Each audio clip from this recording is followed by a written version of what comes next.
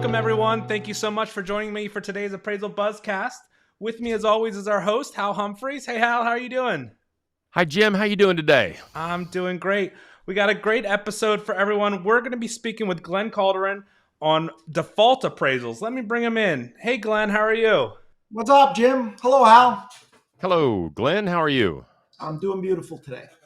Awesome. And Glenn, just for my edification, how do I say your last name? Calderon. It's Calderon. Calderon, yes. Okay. Good. Sure. All right. So let's do this, Glenn. For the folks in the Mhm. room that don't know who you are, tell us a little bit about your history in the appraisal business. How did you find yourself in this mess of being a real estate appraiser? My real estate total background goes back to the late 1980s, when it was far easier to get an appraiser license than it is today. However, at that time, I was a little bit more successful in the real estate sales side, so I kind of let my appraiser license go. Moved through that sales and sold that practice in 2004. Moved on to doing some default work as owning an AMC and a preservation company, selling that in 2012, and then going on and doing some other things. Basically, starting my appraisal practice in 2015. Licensing and certification took a few years as I had to go back and get it, and I've been doing it here in Frederick, Maryland since. Okay. And tell me about Valcom. What does Valcom do? Valcom is an appraisal company in Frederick, Maryland. We predominantly appraise 1 to 4 family units for varied financial institutions, private individuals, and other folks. Okay, very good. Well, let's do this. Glenn, I'm going to take a real quick break and we're going to hear from one of our sponsors and we'll be right back. The Dictionary of Real Estate Appraisal, 7th edition, is a landmark text that reflects the depth and breadth of appraisal knowledge. Each entry, definition, and reference has been painstakingly researched and designed to reflect an expert understanding of issues that currently impact the profession. The new dictionary is an essential authoritative resource for all appraisers. The dictionary is divided into 2 sections, an alphabetical listing of terms directly related to real estate appraisal, and an addendum with topical glossaries and compilations of terms used by related real estate professionals. Find it at appraisalinstitute.org/dictionary7.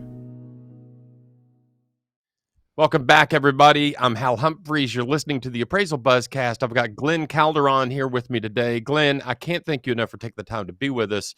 Thank you, Hal. Today we're talking about default appraisals. Mm-hmm. What is a default appraisal?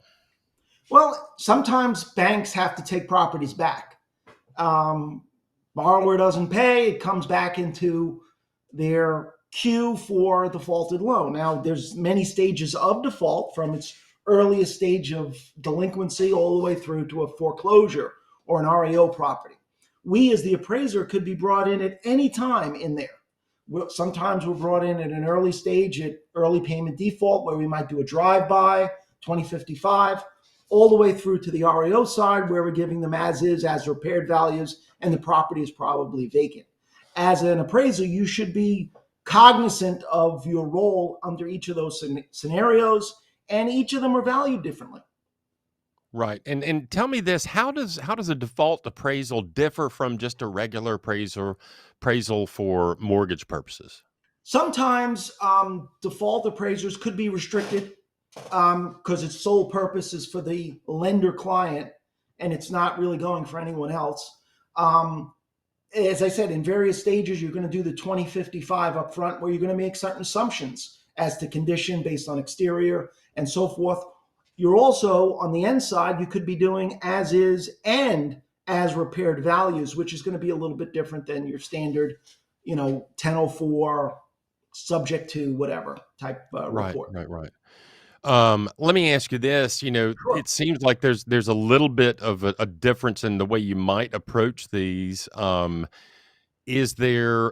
these assignments coming through AMCs or direct lenders? How do these appraisals orders come to us as appraisers? There are a number of AMCs that have specialized in these defaulted loans. Obviously, the larger servicers have more defaults. It's just if you do more, you're going to have more. And Right. then also there's what we call specialty servicers who specialize in the collections, default, and special servicing area, which if you're going to be doing this type of work as an appraiser, you should be looking at your deed transfers and shops that have mortgage share and go talk to them. It's early now, so you might even get some open ears to what you might be doing. Yeah. Okay. So let me ask you this. Look, Sure. the market right now is, there's still a lag in supply, so prices Mhm. are still pretty high. Sure. Interest rates have gone up, so activity has gone down a little bit. But the people that need to buy a house, there's a limited supply of property available in this kind of. I think I would best describe it as pre-transitioning market. It's Mhm. not it hadn't turned yet, but are we Sure. seeing some more defaults right now? There's some telltale signs. Sure. Okay, talk to me about the telltale signs, what they are and what you expect in the near future. Right now, defaults are at the lower end of the spectrum. However, there's a point, whether that number is 2%, 3%, 4% default rates that are considered normal and existed back in the 80s, 90s, 2000. Now, those were normal numbers. Right. 2008, 9, you might have seen defaults rising up to 15, 20%. That was a abnormally high number. Perhaps a few years ago through now, maybe we're at an abnormally low number. But at some point, we're going to transition to a stable scenario where it might be 2 to 3% of loans will go into default for reasons like people lose their jobs, like people get sick, like people get divorced, like outside of fraud and other scenarios that might have fueled the last one. Right, right, right. Okay. Well, let's do this. I'm going to take a real quick break and we'll hear from Sure. another one of our sponsors and we will be right back.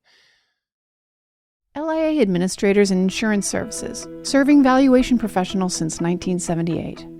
We provide E&O insurance with a commitment to superior customer service, outstanding liability education, and unmatched claim defense, benefiting over 10,000 real estate professionals nationwide. Explore our exclusive Appraiser liability education by Peter Christensen and cost-effective seminars designed to foster your growth. Our underwriters, with an average of 26 years of experience each, are dedicated to supporting appraisers. Visit liability.com to discover how LIA can safeguard your business. Welcome back, everybody. You're listening to the Appraisal Buzz. I'm Hal Humphreys. I've got Glen Calderon with me today. We've been talking about default appraisals. And these are appraisals that happen either in a foreclosure situation or leading up to a foreclosure situation. It could be, Glenn, you mentioned maybe somebody's missed a couple of payments and the bank is getting a little bit nervous and they send an appraiser out to do a drive-by to give them kind of a feel of where they are in the process. And that might inform how the lender proceeds with going through with the foreclosure. Sure. These appraisals, it seems to me, so when you've got a crazy market like we had during COVID, Mhm. where Nashville home values, that's where I live. Nashville home values were increasing rapidly. Sales were oftentimes the minute it hit the market, it was off the market. If Yep. not before, they would literally put it in the MLS after they had the letter, Yep. of engagement to buy the property.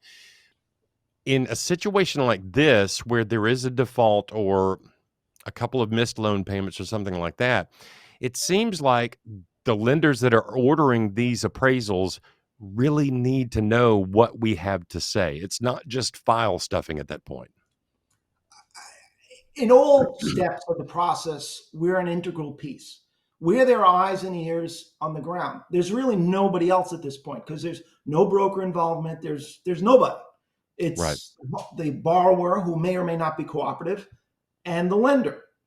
And in turn, our providing the lender or servicer with a timely and accurate value and condition report, because the condition is just as important as the value, is an integral piece in the early stages of default. Yeah. Okay, good. It triggers Um, everything that goes through. Yeah, yeah. And again, I think the point I'm trying to tease out here is a lot of times with mortgage lending work, I had a conversation with a lender one time and I said it was a super simple property in a situation where like literally there were 50 units that were identical and 50 other Mhm. units that were identical. And I asked the banker, I said, why are you ordering an appraisal in this? And he said, just because we need something in the file. Well, that doesn't make me feel like I'm a particularly useful person as a professional. Sure. It's like I'm not just doing file stuffing. But on Correct. something like this, where a bank is looking at the possibility of taking the property back, Right. my work as an appraiser can help inform them of the right thing to do. Right. I think one of the things we have to remember, even in doing a 2055, Hal, and you're doing, oh, what's a drive-by? You still need to be very careful Yeah. because people don't get out of your car. Don't go onto the property. For example, if it's in bankruptcy and you trespass, you could be jeopardizing the entire process. So Yeah. there's things that you should know. And in my opinion, in dealing with default properties, and you're a private investigator, job one is safety, Yes. self-preservation. you know, Yeah. and I think that's really, really important, even on a drive-by, to be cognizant of what's going on around you. Slow down. You don't need to get on top of the property to get a good representation of what's the property. Technology today will allow you to do a really good drive-by with with with your tools. Yeah. Yeah. I think that's right. And for the lenders and AMCs out there that are listening to the podcast, I think Hmm. it's imperative that we remind them that, when you're dealing with a default situation, the appraiser is de facto putting themselves into a possible situation where they could Sure. have a confrontation. Um, Absolutely.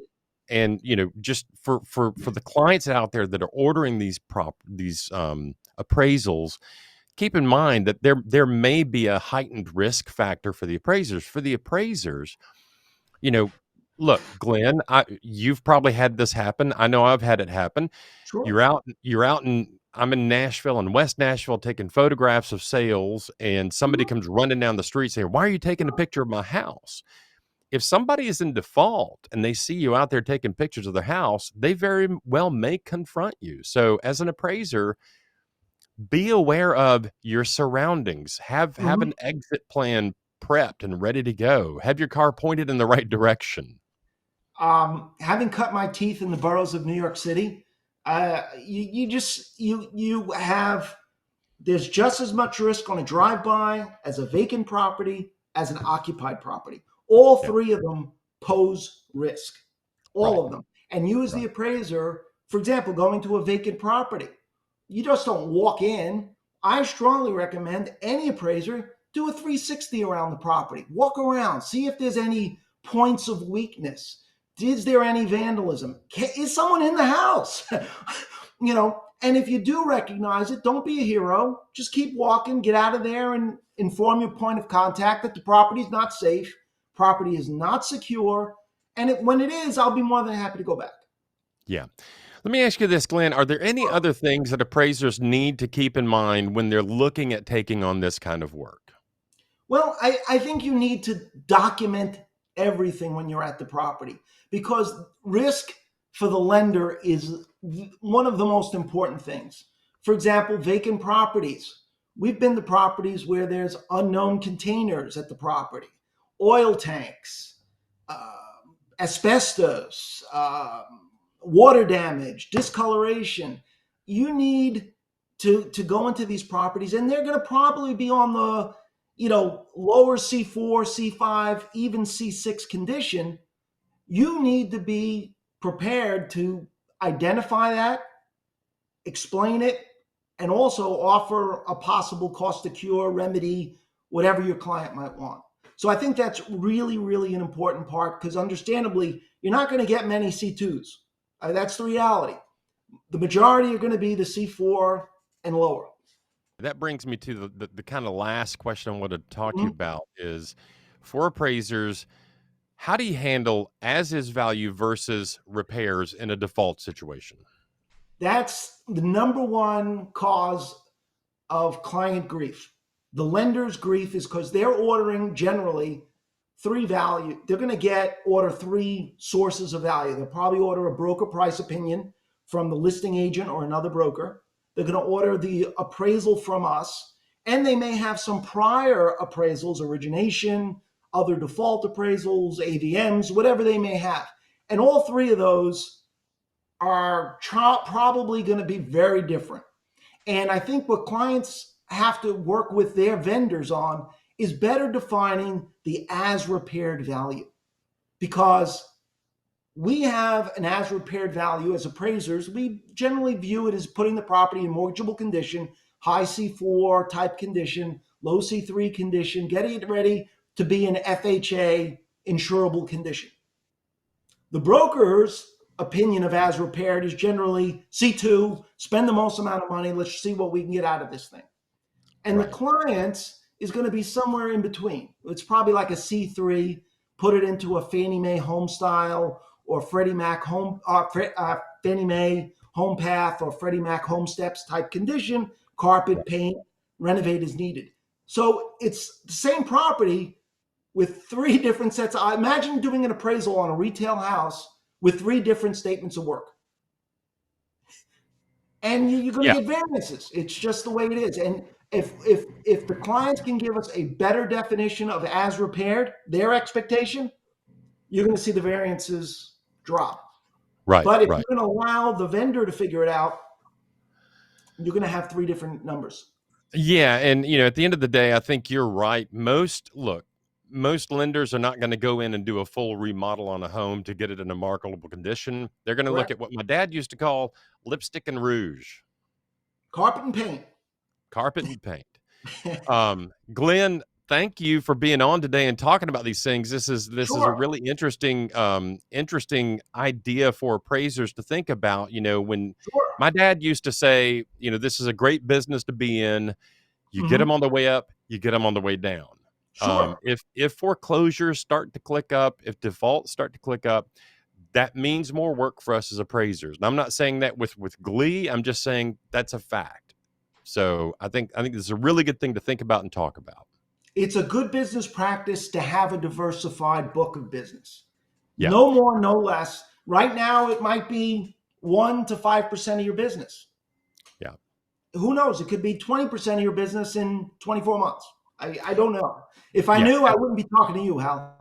Let me ask you this one final question, Glen. If I'm an appraiser and I've been doing mortgage work and that's really all I know, how would I go about getting some of this default work? I think going back, and there are a number of specialty servicers that specialize in these types of loans. In every market, they're different. They generally buy portfolios from performing lenders, and they are what they call scratch and dent loans. The appraiser needs to do a little bit of diligence. Yeah, no one's going to call you and ask you to do this for them. You need to go out and proactively market yourself. As an appraiser, I would recommend you have a sample appraisal to share with them of a defaulted loan to show them you know what you're doing. Similar to like an ERC appraiser, like a relocation company doesn't want to hire someone who's never done a relocation appraisal. Right. Good advice. So look at that. Yeah, I love it. Glen, thank you again for being here. Jim Morrison, do we by chance have an anonymous appraiser question for Glen and me to noodle around and see if we can come up with an answer for it? Yeah, absolutely. And for those of you listening, maybe it's your first time, we always do the anonymous appraiser segment where you can send us questions and we'll ask our experts and get you a response. Just email us at comments@appraisalbuzz.com or put it in the comments below. So this says, I'm doing an FHA loan on a recently renovated home. It looks like they haven't finished the new back deck completely, but they've put up a temporary handrail around the part that is finished. Would you require them to complete the whole deck, or is it okay as long as it's not a safety hazard? I'm not an FHA underwriter, so it's hard for me to answer that. I don't know if that's topical to what we're discussing. I mean, for example, if you're doing a scope of work as regards to doing an as is and as repaired, you're going to have to give your client a fairly detailed estimate. So to address your point before, Hal, in regards to not only getting the business, but you should also begin to develop a team that might be able to help you repair. If you don't know how to do a repair estimate, maybe align yourself with a contractor or someone in your marketplace that knows how to prepare one, so you can better prepare an as is and an as repaired number. Yeah. And as a private investigator, I tell my clients all the time, I don't have to be the guy.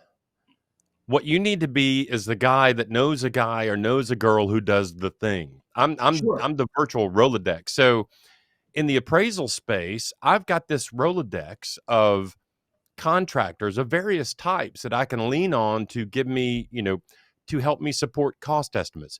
Back during COVID, when lumber packages went up 300% and people were smuggling lumber in from Canada inside of a box of crystallized methamphetamines, it was hard to come up with a reliable cost estimate, right? Sure. So I leaned on my contractor friends to bolster that estimate.